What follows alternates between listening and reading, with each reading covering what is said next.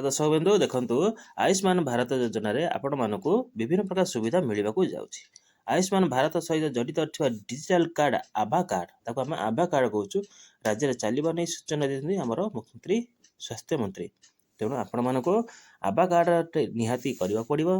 ଆଉ ମାତ୍ର ଅଳ୍ପ ଦିନ ରହିଲା ହାତରେ, ଆଉ ଆପଣମାନେ ଯେଉଁ ପ୍ରେସ୍କ୍ରିପସନ୍ ଧରି ଏ ହସ୍ପିଟାଲ ସେ ହସ୍ପିଟାଲ ବୁଲୁଥିଲେ ଆଉ ଦରକାର ପଡ଼ିବ ନାହିଁ, କାରଣ এই ଆଭା କାର୍ଡ ଆପଣଙ୍କର ସମସ୍ତ ଡିଟେଲ ରହିବ।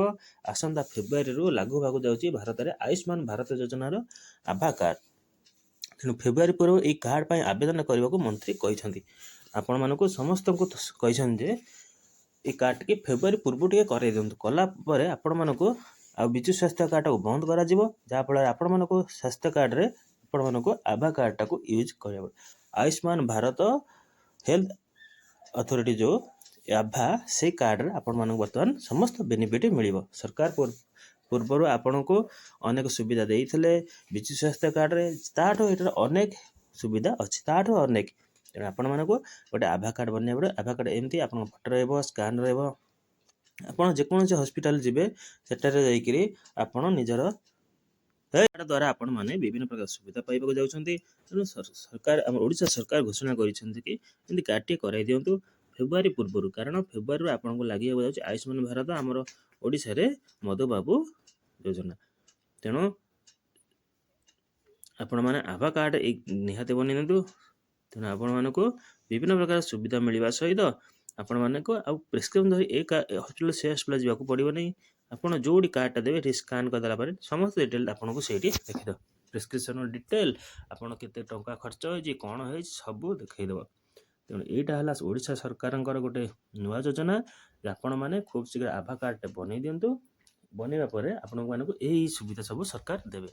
ଇଏ ହେଲା ଗୋଟେ ବଡ଼ ନ୍ୟୁଜ୍। ଆଭା କାର୍ଡରେ ଆପଣ ବେଶୀ ଡିଟେଲ ଜାଣିବାକୁ ହେଲେ ଆର ହେଲ୍ପଲାଇନ୍ ନମ୍ବରକୁ ଫୋନ୍ କରିଦିଅନ୍ତୁ, ଆପଣମାନେ ସମସ୍ତ ଡିଟେଲ ଜାଣିଯିବେ। ଆଉ ଯେକୌଣସି ବ୍ରାଉଜରରେ ଆୟୁଷ୍ମାନ ଭାରତ ମାରିଦେବେ, ଆଭା ମାରିଦେବେ, ସବୁ ଡିଟେଲ ଓଡ଼ିଆରେ ଆଉ ଇଂଲିଶରେ ବି ଦେଖାଉଛି, ଆପଣମାନେ ବି ସେଥିରୁ ଦେଖିକି ବୁଝିପାରିବେ।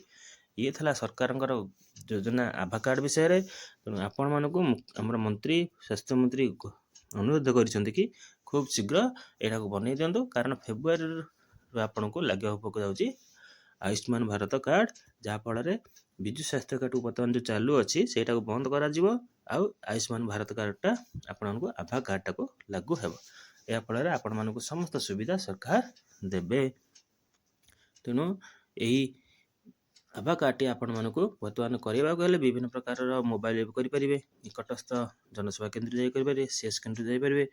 ଯଦି ନ ହେଉଛି ଆପଣମାନେ ବ୍ଲକ ଯାଇ କରାଇ ଦିଅନ୍ତୁ। ତେଣୁ ଆପଣମାନଙ୍କୁ ଏଇଟା ନିହାତି କରିବା ଦରକାର। ଏହାଦ୍ୱାରା ଆପଣମାନଙ୍କୁ ସମସ୍ତ ସୁବିଧା ସରକାର ବର୍ତ୍ତମାନ ଯୋଗାଇ ଦେବେ। ନିଜ ମୋବାଇଲରେ ମଧ୍ୟ ଆପ୍ଲାଏ କରିବେ, କେମିତି ହେଇଛି ଆଗରୁ ବତିଆ ଯାଇଛି।